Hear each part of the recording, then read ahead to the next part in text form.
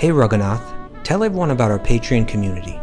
Sure, Kastuba. The Wisdom of the Sages Patreon community is an incredible online yoga resource. If you like the type of yoga wisdom and culture we share on the show, then our Patreon community is a great next step. This is a listener-supported podcast, and any level of sponsorship will unlock a wide range of live and archived classes, talks, and even workshops. Raghunath teaches, I teach, and we have a host of other excellent teachers on topics ranging from yoga philosophy, asana classes, storytelling, Ayurveda, kirtan, cooking, meditation, and a lot more. We even have an incredible online Bhakti 12-step recovery group. So if you want to check it out, go to patreon.com/wisdom of the sages. All right, let's get it on. Bhagavate Vasudevaya. Om Namo Bhagavate Vasudevaya. Om Namo Bhagavate Vasudevaya.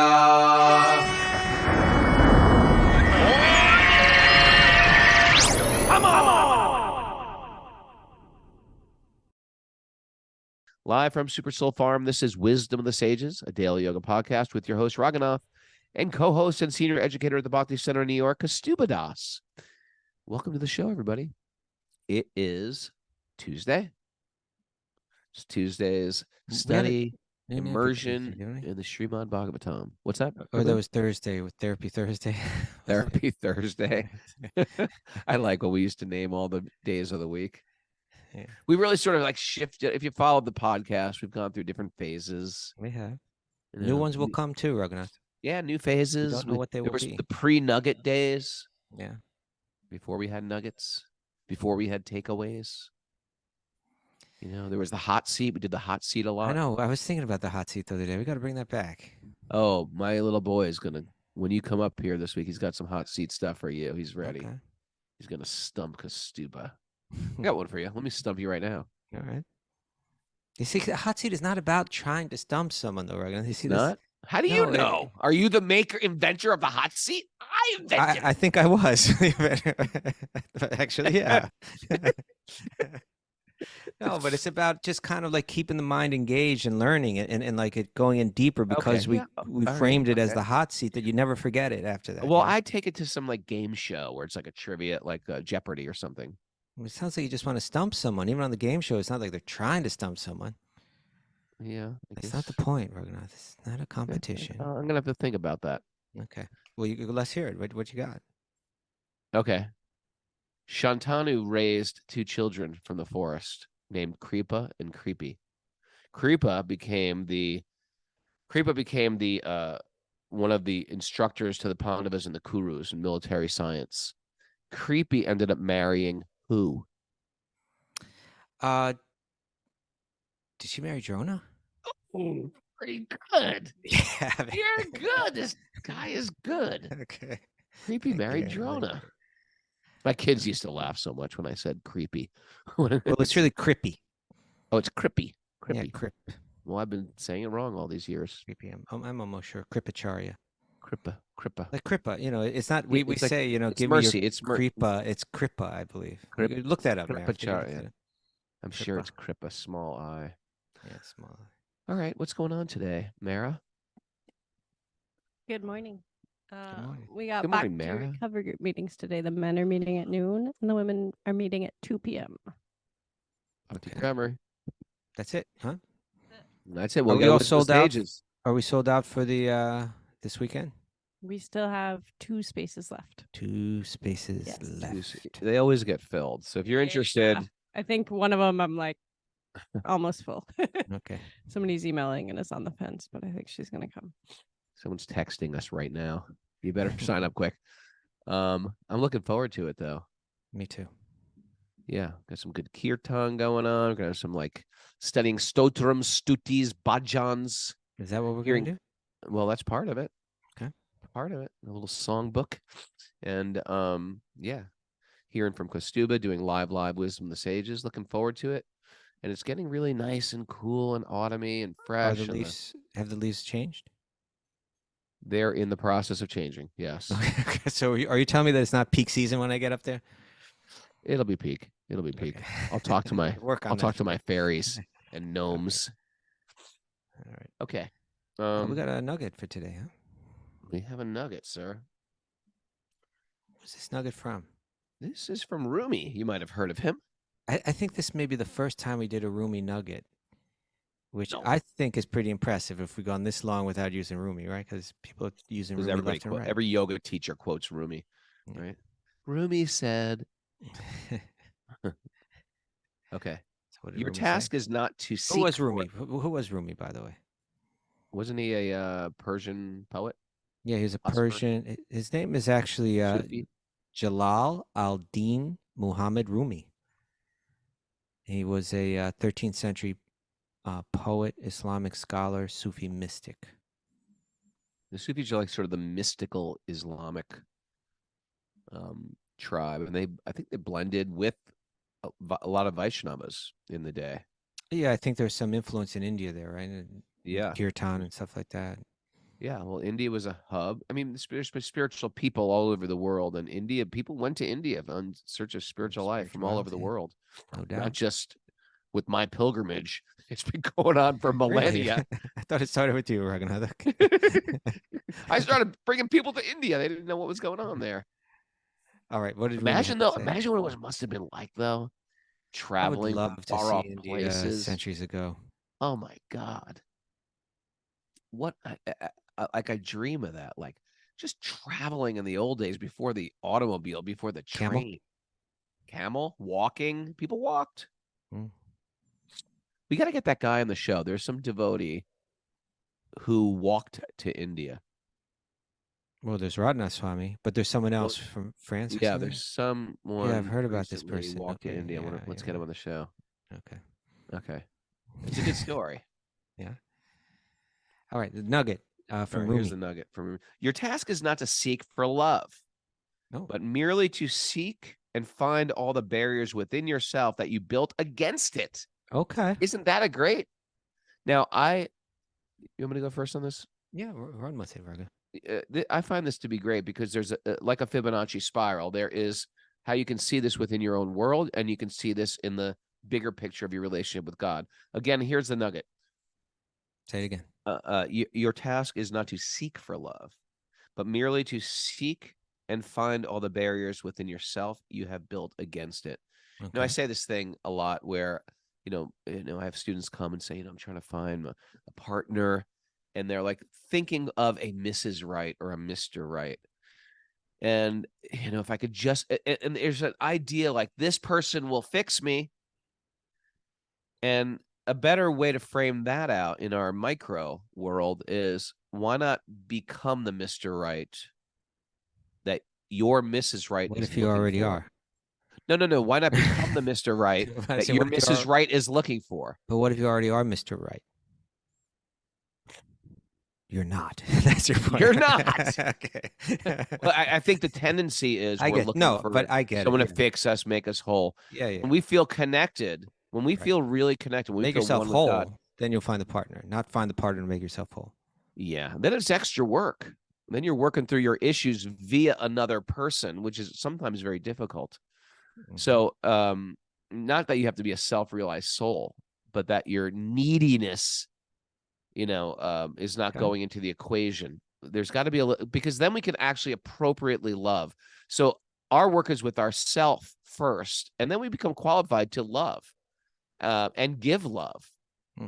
We should think about how I can enhance somebody else's life. And in the same way, this in the bigger picture to that, there is this connection with God. I want to love, but there has to be some self-care, self-love, Self-care, self-love. Okay. and get rid of a lot of these barriers that we've inherited or we've created sometimes for lifetimes, or at least in this life, that is keeping us almost vaulted from God.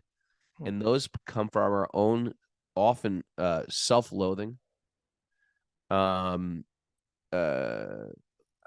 You could say it as like sort of like hatred of others. which is actually a hatred of ourself often. And so when we actually really work on ourselves, when I talk about self-love, I'm not meaning just like give yourself bubble baths. I'm talking about working, learning to work the mind, learning to release my resentments that I have for people. That's self-love. Okay. Learning to forgive people, learning to not size everybody up that you meet, learning to trust again. And then all of a sudden, God becomes much more accessible.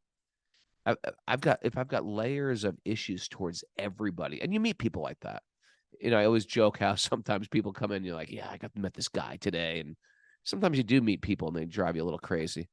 And then you meet someone like at 1 o'clock in the afternoon. I met another guy today. Oh, he came in and at 3 o'clock in the afternoon, meeting another guy who's driving you crazy. I say, after you meet like 3 jerks in a day, jerk, we tend to project our own issues on everybody else. And a lot of it's our own self-work, because we're creating a lens how to see the world. So the same was with God too. When we can start to learn to love other people, then God is very approachable, I think, because because there's a deep woven humility that, you know what, maybe I don't have my stuff all figured out. Maybe I should extend a little grace, a little trust, a little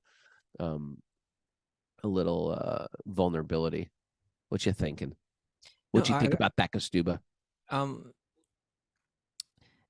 I appreciate everything you're saying, and it's kind of starting to tie more. You started on one level, like more kind of like on the level of human relationships, which is important, obviously. I was thinking of it more strictly, and you began to work in that direction in terms of more this divine connection, right? So, your task is not to seek love, but merely to remove everything. It's just a question of, you could say, strategy in a sense, or just a way of looking at this practice, right? We like, for instance, we may say, oh, okay, I get it. Your practice is that you chant this mantra, right? So let me just chant that mantra. Let me chant it a lot. Let me chant it 64 rounds a day. Let me do that practice. Keep working on it. And not that I discourage that, but the point is, the mantra is very powerful. But is there something within ourselves that's become a barrier towards us receiving that grace? The sun is very powerful, but if I'm sitting inside the house, I'm not going to get a suntan, right? What's the barrier between me and the sun? It's not, I need to remove that barrier. And so in our faith, our great teachers, like you take a Rupa Goswami, right, who's in our lineages, we're called Rupanugas. We're called the followers of Rupa. He really, it's his is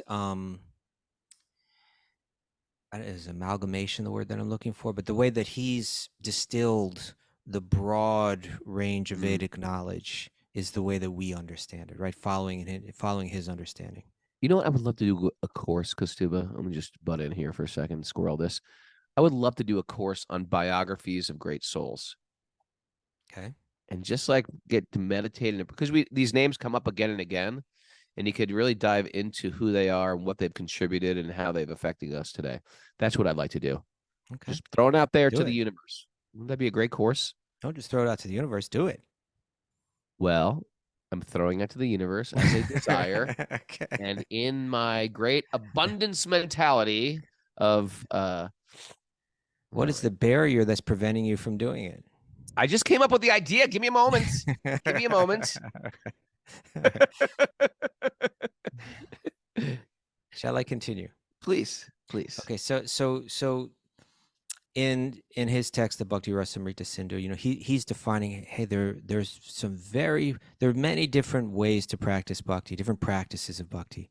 Yeah. But let me point out 5 of them that are like, they're full of potency. They're very effective. They transform you. It's like, we all know what it's like to come across something, like you take, sometimes you buy a fruit, and one fruit tastes like, it's got no sweetness or anything like that. And then you taste like a fruit that's like, huh? I hate that. and then you taste another one that's like, oh man, that one's like full of flavor, you know, and It's like, come on, I've been so good. I bought fruit instead of something else. And it's like, this isn't even good. let me pour some sugar on it.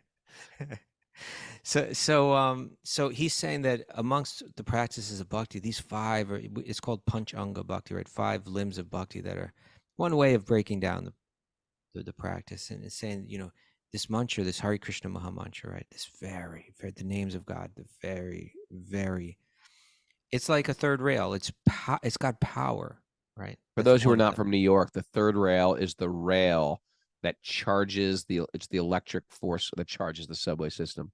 Yeah. Just giving some insight here. The train runs on 2 rails, but the third rail is the electric charge that the train's connected to. So our faith is that mantra is very powerful. There's no weakness in it. And I may chant it forever, but if I don't deal with the barriers between its power and my receiving that power, then I could go on forever, and it won't be. And it's not that it's not effective, but it won't affect me. I will insulate myself from its effects. And so, you know, I kind of like what Rumi's saying here is that we're all practicing bhakti yogis. We're doing the practices, but in one sense, it's not for us to seek the love; it's to see what's blocking us from receiving it. Right? That name of Krishna, the divine love is there in that Maha Mantra. Right? Krishna Prema will awaken in us in contact with it. But is there? Let me search out what's in me. You know, of course, this example of grass is used, like a spark of fire and grass is used sometimes, right? If you got, or let's say it like a log. You're a guy out there. You cut the wood and all that. I'm a guy out there with a cut in the wood. Yes, I am. Yeah, you got a fireplace. I cut wood. You cut wood. You know, so like if the wood is soaking wet, you can just keep lighting and trying to spark it up and doing whatever you can, and you're not going to really get anywhere. But if it dries out, then it can easily ignite. You know, grass is used sometimes, except, you know, dried grass. You know, wet grass, it's never going to light up, but even a tiny little spark can set dried grass off. And so in our practice of bhakti, it's like, what's in the way? Why is it that when I chant this mantra, that my heart doesn't melt, right? Tears don't come from my eyes. My voice doesn't choke up. You know, I don't get goosebumps when I'm chanting this mantra. Why don't I feel that divine love?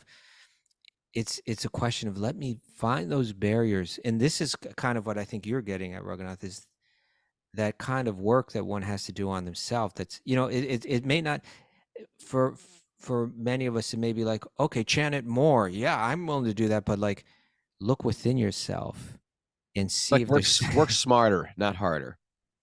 Yeah, you could say that. Yeah. But look within yourself and see, are there any real defects in your character, in the way you behave, in the way that you think, in the way that you speak, that you become very accustomed to, that's actually challenging for you to let go of. You know, that's maybe perhaps where the work lies, right? Looking within. And so, you know, we have an interesting story today. I like what you also said about, what is that, work smarter, not harder.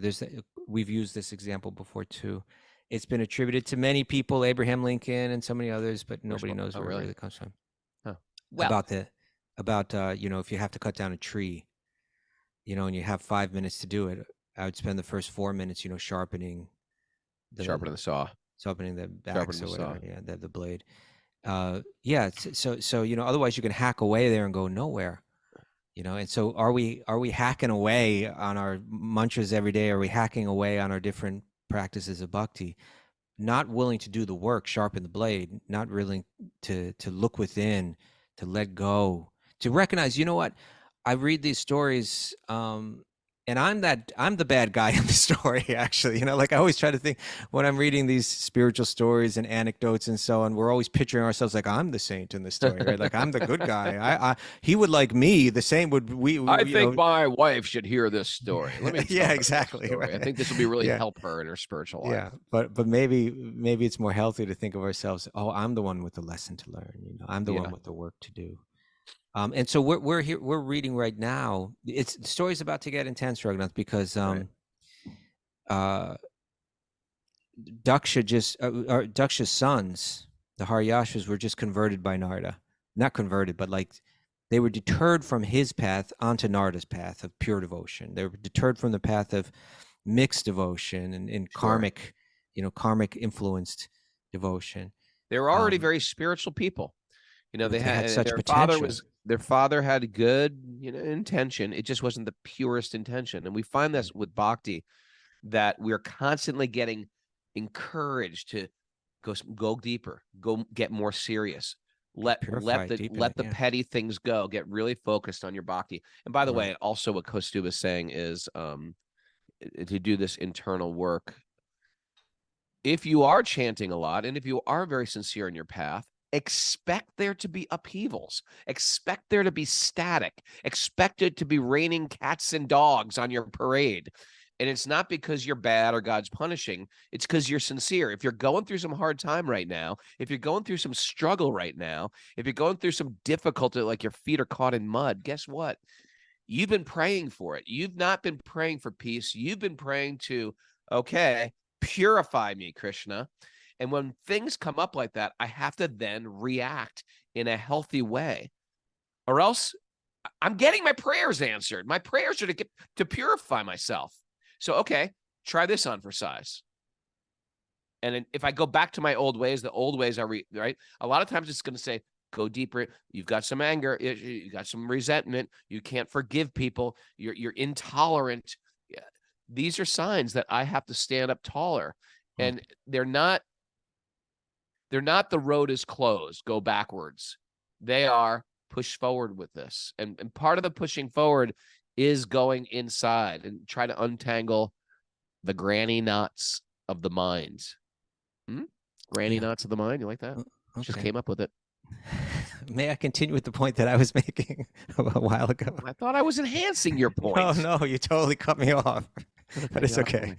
But here's my point, that we're reading this story about Daksha, right? Okay. And we're going to see that Daksha has all these sons. And again, Daksha was very religious. He was very proper. He was very orthodox. Yeah. And he was trying to do something good and right and moral and so on in the way that he was training his sons. And to train them to create progeny, it was a religious duty. It brings forth good results in life, healthy results, happy life, and so we're dedicated to God, and at the same time we're enjoying happy life here in the world. Narda has a different attitude. His attitude is pure bhakti. His attitude is walk away. Whatever this, I'm not looking for happiness in the world. Divine love is so much more than all of that. It's my only interest. And when he sees the character of Daksha's sons, he's saying, these guys are ripe. I'm gonna get these guys. They're like dried grass. Just a little spark will light them up. And so he tells them, a little allegorical story with 10 different metaphors. They pick right up on it because they are like dried grass, right? And they're like, we want to follow you. We're going to follow your path. So he does that, and all 10,000 sons to the last one, they all buy into it, and they all take up the path of pure devotion. And then we'll see now, this is a bit of a spoiler, but Daksha is going to come up with another batch of sons. And Narda is going to see them, and he's going to say, hey, you guys should do like your brothers did, just like your other brothers. They're all going to follow. And then Daksha is going to become so angry that he's going to say horrible things about Narda. And the question is, everybody's getting pure love but Daksha, right? Even though he's had such qualification, what is the barrier? Your task is not to seek for love, but merely to seek and find all the barriers within yourself that you have built against it.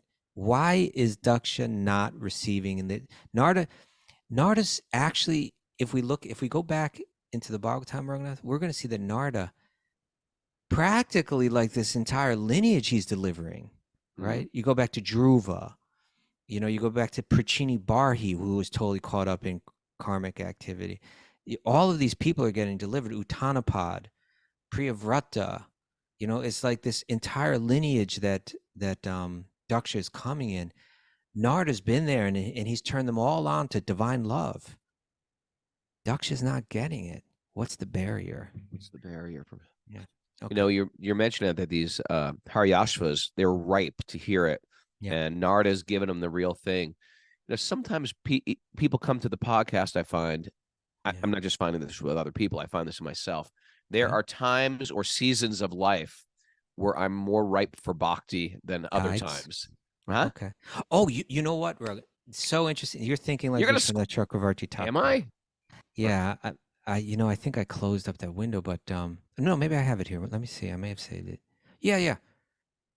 So this is Vishwanath Chakravarti Thakur's is what I just shared. I stole from him. Okay, Narda considers as We're follows. so enlightened. You stole that? I stole it. Narda considers as follows. This is his commentary to text 35 of Vishwanath Chakravarti Thakur's commentary to text number 35 of this chapter. He says, Narda is considering as follows: the dynasty is fine Bhuva Manu, Priyavrata, Uttanapad, Dhruva, and others. They all attain the Lord by my efforts, right? Like I've just gone there and I've shared what I had to share, and they've all just followed along, and they've all attained divine love, right? Prachini Barhi, remember Prachini Barhi? Narda had to tell him this whole long allegorical story to get him to be able to look at him and say, "Hey, you're the guy in this story," right? And then he caught on, and then he also, so even he was delivered, and his sons, the Prachetas, and his grandsons, the Haryashvas, and then the next batch, the Shalyasvas, they all get delivered. And Narda is saying Daksha is the only one that's remaining. He's the only one that hasn't received divine love. So he thinks, I will also deliver him. And let me go and talk to him, right? So he's going to go there and he's going to say, hearing that his sons have renounced, and he's lamenting. Daksha is upset about this. He's lamenting. He's upset. He's distraught.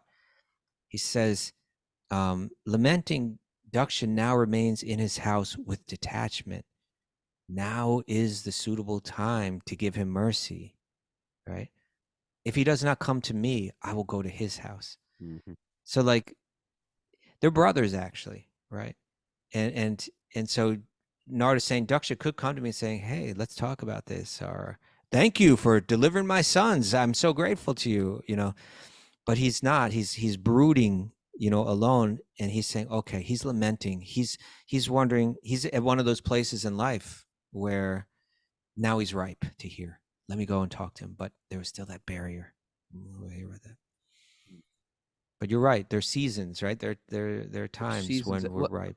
Well, there's been times, and I want to just elaborate on this a little longer, because sometimes we have a little an inkling for spirituality, but we are just so immersed in our stuff that we hear it, we like it, but onward with my material agenda.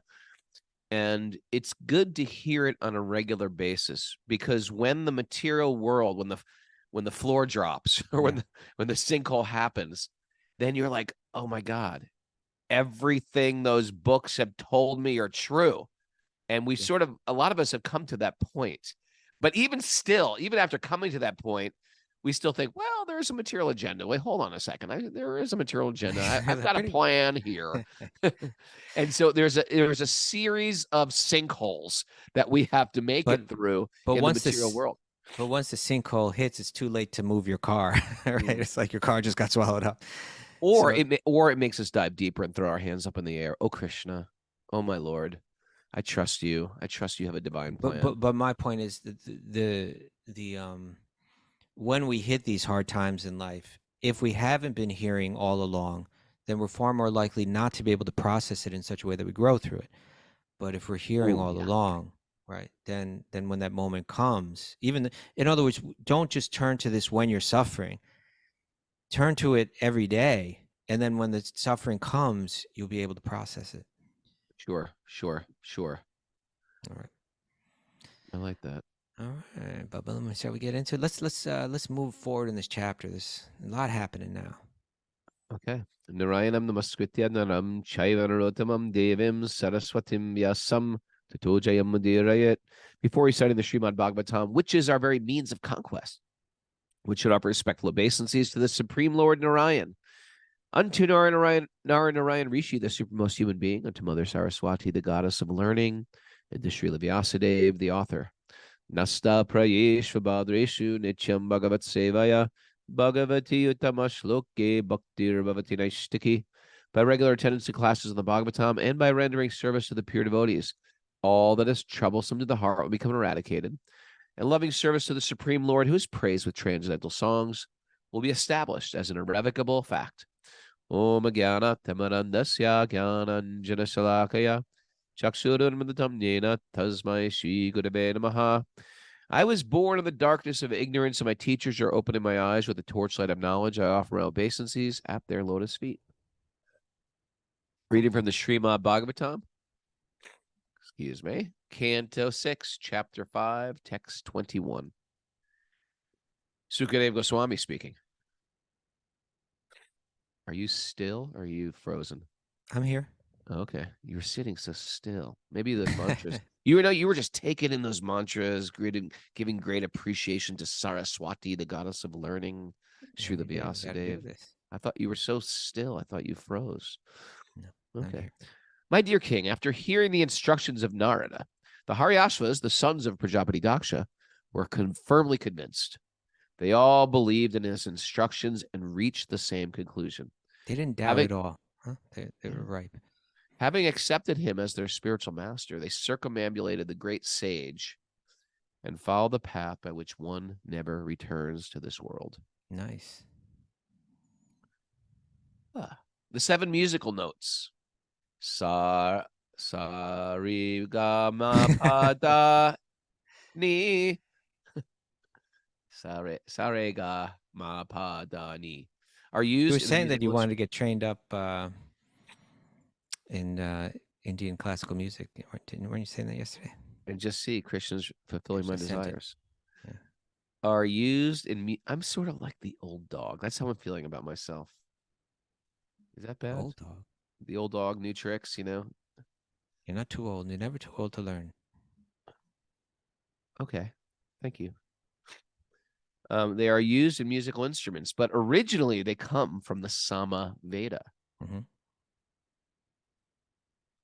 The great sage Narda vibrates sounds describing the pastimes of the Supreme Lord, right? By such transcendental vibrations, such as Hare Krishna, Krishna Krishna, Hare Hare, Hare Rama, Rama Rama, Hare Hare. He fixes his mind on the lotus feet of the Lord. Thus he directly perceives Rishikesh, the master of the senses. A lot of people go to the town of Rishikesh. This is the name of Rishikesh. Rishikesh is the name of Lord Vishnu, the master of the senses. After delivering the Haryashvas, Narada Muni continued traveling throughout the planetary systems, his mind always fixed at the lotus feet of the Lord. Yeah, so this drop in this verse into this chapter right here. It's just kind of like framing an image of Narda as who he really was, right? He's a person that's entirely in touch with God, right? Mind always fixed at the lotus feet of the Lord. His devotion is not watered down by materialistic conceptions whatsoever. He's different than Daksha in this sense. Look how free he is, right? He's just traveling around singing with a heart, completely absorbed, mind completely absorbed in God. So I believe that that's why this is being dropped here, right? Let us not forget who he is. He's not just a preacher. He's a person that's achieved the goal of Bhakti Yoga. He's there. Although he... By the way, Prabhupada, we could do the whole class on this one text because Prabhupada, he puts in Bhaktivinoda Thakur's whole song about Narada Muni in here. It's a beautiful song, but I think maybe we keep going. Do you know there's waterfalls in the Grand Canyon called Narda Falls? I did not know that. Maybe he visited there. Okay. He's an alien. Travels around a lot. He's an alien. He travels in outer space and lands on different planets. That's what we call an alien. Good. I'm gonna put that out there, people. I'm trying to understand life is on other planet. There's life everywhere, and they come and visit. Some aliens are pure devotees. Some aliens are good, and some aliens are bad. Just putting that out there They're for all good you underneath. UFO fans out there. Huh? They're all good underneath, Raghunath. Yeah. But some have Yeah, some there have was- diabolical. There was one particular alien you were having agendas. trouble with there, Raghunath. I gotta think about it. Well, some have diabolical agendas. They do. They may. You know. Yeah. Probing. Okay. Probing may. Who knows? They may just be trying to derive important information. Yeah. Let us continue. Text 23. Kidnapping. Alien kidnapping. 23. Autopsies. Alien what? Who did I just meet? Didn't we have somebody on the come show on, that said they were? Right. Who was it? Oh yeah, who was it? Oh yeah, good friend of ours, very reliable source, was abducted. Okay. He's not sure. He doesn't remember. Moving He doesn't along. remember. Okay, moving along. It's all part of the Bhagavatam. There's abductions happening in the Bhagavatam on a regular basis, my friend. There's like aliens communing and mating with humans. It's real. Okay. Don't try Let's to read about bury them. the truth is out there, Kasuba. Stop trying to bury it. I'm not. I'm saying let's read about it. Next text talking about it. Why don't we read it? Okay. The Haryashvas, the sons of Prajapati Daksha, were very well behaved, cultured sons. But unfortunately, because of the instructions of Narda Muni, they deviated from the order of their father. When Daksha heard this news, which was brought to him by Narda Muni, he began to lament. Although he was the father of such good sons, he had lost them all. Certainly, this was lamentable. He's lamenting. Yeah. Okay. It's pretty amazing, huh? There was like aliens mating with humans. Okay. What Let's was see- that like? Let's find out if text 24 is going to talk about it. What was that like? And then having offspring. When Prajapati Daksha was lamenting for his lost children, Lord Brahma pacified him with instructions, and thereafter Daksha begot 1,000 more children in the womb of his wife, Panchajani. Look, it is talking about it. Keep going. Yeah. This time his sons were known as the Savalasvas. Savalashvas, yeah. Savalasvas. In accordance with their father's order to beget children. The second group of sons went to Narayan Saras, the same place where their brothers had previously attained perfection by following the instructions of Narda. Undertaking vows of great austerity, the Savalashvas remained at that holy place. Now imagine Narda. He's like, oh, this is too good to be true. Right? He sent him right to the same place. He picked up on that. Just hanging around. And now he's got a whole new angle, right? It's like you're Preaching older. to people. It's Yeah, like his whole new angle is like, hey, why don't you just follow your brothers? They seem to be happy. Yeah, it made it so much easier. It's like you send your kids off to college and they meet some Hare Krishna and then they all become devotees. That happened in my wife's family. It's like It happened to everybody, all of us. You know, their I didn't- parents. No. What I'm saying is, first, my wife's elder brother became a devotee. Then her twin brother became a devotee. Then she became. It's like the parents are like, "What is going on here?" Yeah. Yeah. Okay, please All continue. right. At Narayan Saras, the second group of sons performed penance in the same way as the first. They bathed in the holy water, and by its touch, all the dirty material desires in their hearts were cleansed away. Nice. Looking forward to bathing in the Ganga. Oh, Prabhupada talks. You're thinking like Prabhupada. What? Yeah, They he talk- murmured mantras beginnings with Omkara and underwent severe course of austerities. Okay, those coming to India with me, if you want, we are bathing in the Ganga. Woo! Looking forward to it. Catherine A is excited. I hear her back there. I'm looking forward to it too. I'm going to be there for months, just bathing in Ganga every day. Bathing in the Ganga. Let's see who will get cleaner first. Oh, okay. The competition is on, Kastuba. Not a competition, but it is. Okay. Okay. But it wasn't that text. Maybe it was the previous one. Let me see. You know what real opulence is? Having your own little Ganga. Imagine Oh, living by the Ganga. that's an What's the opulence. verse? The verse is, it's better to be a turtle or a fish or even a person that eats dogs,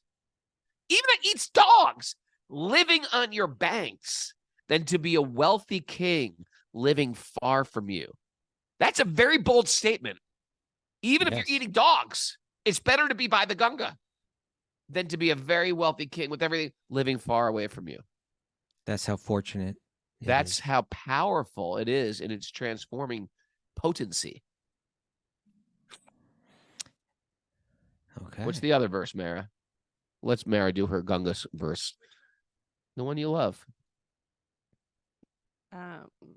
Rogam Sokam Rogam tapam Harime Bhagavati Kumati Kulapam Chibuvanatare Vasudhare Hare. Right? Yeah. Say the English.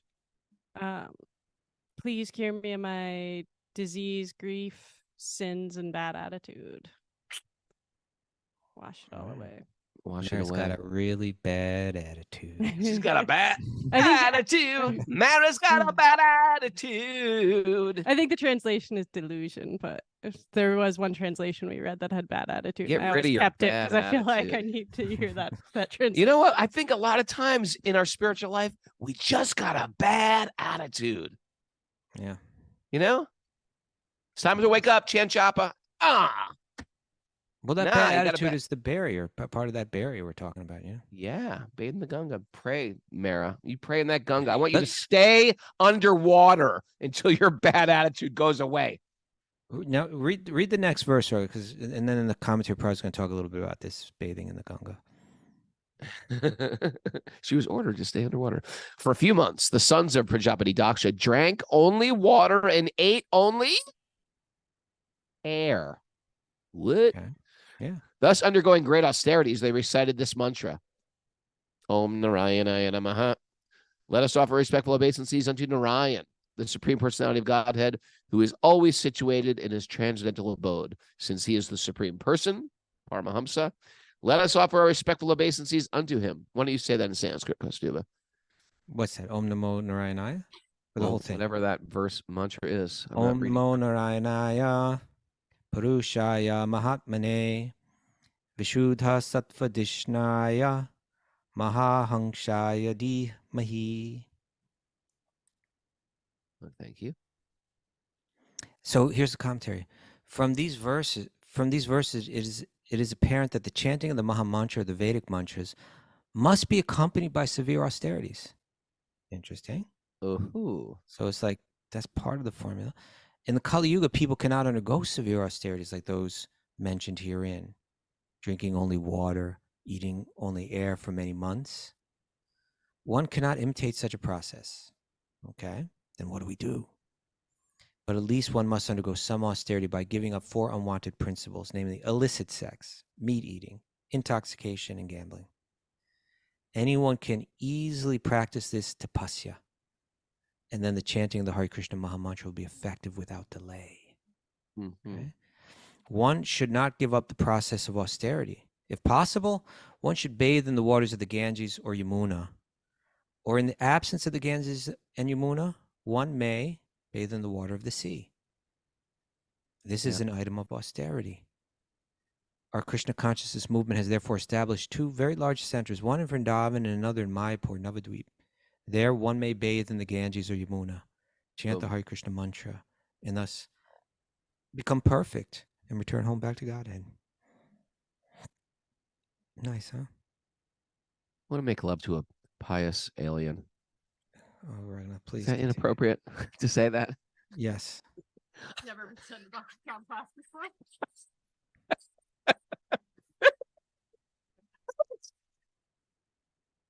Oh, Krishna, forgive me for saying that. But I'm just saying for offspring. Why don't we read the next Okay, verse? let's Ragnar? go on. Let's go on with that. I said pious. Text 29. Text 29. O King Cricket, Narada Muni approached these sons of Prajapati Daksha, who were engaged in tapasya to beget children, and spoke enigmatic words to them, just as he spoke to their elder brothers. Okay. O sons of Daksha, please hear my words of instruction attentively. You are very affectionate to your elder brothers, the Haryashvas. Therefore, why not just follow their path? Why not? Why not? They're good guys. You like them? Look up to them? Be like them. Join the varsity austerity team and go for pure bhakti. Okay. A brother aware of the principles of Dharma follows in the footsteps of his elder brothers. Because of being highly elevated, such a pious brother gets the opportunity to associate and enjoy with demigods like the Maruts, who are all affectionate to their brothers. He's using examples now. Yeah. Sukadeva Goswami continued, O best of the advanced Aryans. This is another word stolen by the Nazis, Aryan, which means this. And if you're in India, you see that word a lot. Aryan. It means the civilized culture. Those part of the Vedic culture. He really perverted that one too. After saying this much to the sons of Prajapati Daksha, Narda Muni, whose merciful glance never goes in vain, left as he had planned. The sons of Daksha followed their elder brothers. Not attempting to produce children, they engaged themselves in Krishna consciousness. Second batch of spoiled children. That's what some parents will say. My child is spoiled. In the commentaries here, Prabhupada is just every verse he's just saying, in our Krishna consciousness movement, the parents are often upset that their kids have given up because they think that sex and eating meat and this and that, that this is what life is all about. Exactly. But I have no choice. I must do this. Following in the footsteps of Narda. Text 33. It's interesting when parents want you to take up a material path and you're like, no, I'm interested in a spiritual path, and they lose it. The Shalavasvas took to the correct path, which is obtainable by a mode of life meant to achieve devotional service or the mercy of the Supreme Personality of Godhead. Like knights that have gone to the west. Knights, like the night. Figuratively. The knights that have gone to the west, they have not returned even until now. At this time, Prajapati Daksha observed many inauspicious signs, and he heard from various sources that his second group of sons, the Shavalasvas, had followed the path of their elder brothers in accordance with the instructions of Narda. When he heard that the Shavalasvas had also left this world to engage in bhakti, Daksha was angry at Narda. Big mistake. And he almost fainted due to lamentation. Whew. When Daksha met... He was wearing the Ayurvedic glasses. I don't think the Ayurvedic glasses made me faint yesterday. Okay. I think I choked myself by laughing too hard. You cut off the oxygen to your head. The oxygen to my skull. When Daksha met Narada, Daksha's lips began trembling in anger, and he spoke as follows. Okay, why don't we pause right here for the cliffhanger, come back tomorrow and hear what Daksha has to say. This is a cliffhanger, Kastuba. All right. I want to apologize to Mara for that statement about the alien woman. I think you should apologize to all of us. I apologize to everybody for anyone who had to take a mental picture of that. But I just think it's interesting. Like in the Pandavas, they all had children they were all sons of demigods. That's interesting, isn't it? At the very least, we believe this to be real. We believe in this stuff. Kunti had lovers that were aliens. That's fascinating. And they had superhuman babies. Okay. Takeaways, Mara? Got some takeaways. You're not going to find Mr. Right. Become the person Mr. Right is looking for. Yep. Make yourself whole, then find a partner. An alien partner. Become qualified to give love instead of seeking it. Go ahead. Break down the barriers keeping us vaulted from God. Break down the walls.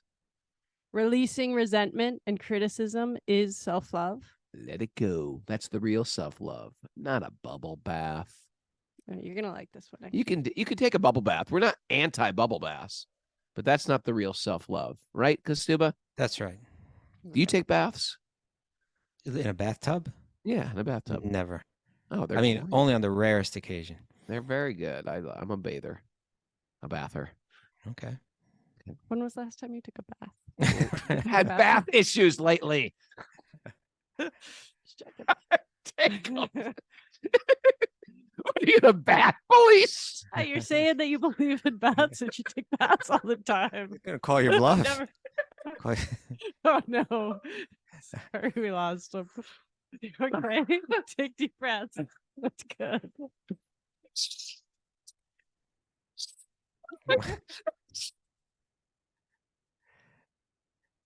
The bath cops go. The mantra Krishna. the mantra is the third rail. Yeah. Are we hacking away at our bhakti instead of sharpening our blade? Mhm. Yes, I love that one. Untangle the granny knots of the mind. The granny knots of the mind. You know what a granny knot is? It's a certain type of knot. No. A It's granny not knot. that when you try to untie it, it gets tighter. No, a granny knot is just like it's not a real knot. It's just like when your strings are tied so tight. It's not an official knot, a Okay. nautical knot, or a Boy Scout knot. It's just like a mess, like you tied in your shoe and you can't get it out. And some aliens are pure devotees and some have a diabolical agenda. Yes, they do. And that is the way to wind up this show. Respect to all living beings and the diabolical ones. Thanks, everybody, for joining us. Join us live. It's fun. If you want to, email Mara. She'll give you the secret codes to get in. We got a lot of new people here. wisdomofthesages108@gmail.com. Remember, go to Apple Podcasts, give us a 5-star review, like and share this podcast. And most of all, share it with friends who you know need a little light in their life. Hope I see you this weekend. If not, go to wisdomofthesages.com. Check out our Italy retreat. We're going to Italy. We do it every year. It's a fun Krishna conscious vacation. Trade your old vacations in for spiritual vacations. And our Wisdom of the Sages training in India. And then we're going on a little mini pilgrimage in Mayapur. And a bunch of people are signing up for it. So if you're thinking, well, maybe I'll do the Wisdom of the Sages retreat and then go to Mayapur with them, you can do that. Go to wisdomofthesages.com and you can check that out. Or you just come, can't get away from work, just go to Mayapur with us. We made it really easy. And you know what? Association is everything. Something like this, you get a week, you get a weekend, you get a month, whatever it is. Get spiritual people in your life that motivate you, lift you higher, make you want to put your hands in the air, wiggle your body left to right, call out the holy name, Krishna Chaitanya. Like that, your life will change, right, Kastuba? That's right. That's right. It's gonna happen. Kastuba's coming this week. Kastuba's coming. Hey, I did some research on the granny knot, Raghunath. Yeah. It's not that, as you say. This is like an intentional knot. What? Yeah. Read it, please. Have I been using granny knot is wrong all these years? The granny knot is a binding knot used to secure a rope or a line around an object. It is considered inferior to the reef knot or the square knot, but it's definitely like a particular style of knot. Particular knot. Yeah, they even have a diagram of the granny knot. Oh my God! All right, I'm wrong. I stand corrected, Kastuba. Okay. And I really thought that was a great analogy, and now it's wrong. The granny knot of the mind. I thought it was like a knot where you just tie your. Is there a name for like a knot that's got no name? That's just a messy twine. We have to look for that. Oh God! Now I'm depressed. Well, I'm talking Maya. You're giving the opposite answer, Maya. I'm talking about a knot that you can't get out. The bath tops. It's picture day for Tarun. You gotta wake them up. He's really into picture day. Thanks everybody for joining the show. I really want to thank everybody on Zoom for showing up. You know why? Because you're showing up on a regular basis. Yeah, I love the others. And there's others who listen every day. I really want to give a shout out to the Zoom people who are here every day at a certain time, following our crazy schedules. It's an extra bit of austerity. And there's a payoff. Your austerity is for bhakti, give bhakti. I'm looking up "not" here, Raghunath. Yeah? Wikipedia begins by saying a knot is an intentional complication in cordage. You're Which saying may be there is practical no or such decorative or both. unintentional knot. That's not what I'm saying, but that seems to be what this is saying. Well, can't you have a knot in your shoe? I've got a knot in my shoe. Maybe that's the wrong term. Maybe that's like a snag or something. I've got a quagmire in my shoe. It says here it's intentional. Oh, Krishna. No one's hearing us over the music, Mara. How do you do that? No, our second definition of knot does have a tangled mass in something such as hair. Have a bhakti-ful day. The demigod alienesses never gets tangled hair. Because everything's perfect. Tomorrow the show is at 6 a.m., right? 6 a.m. Oh. Now listen, people. It's a very, very beautiful day for a beautiful day. Very magical day. Yeah, go soon.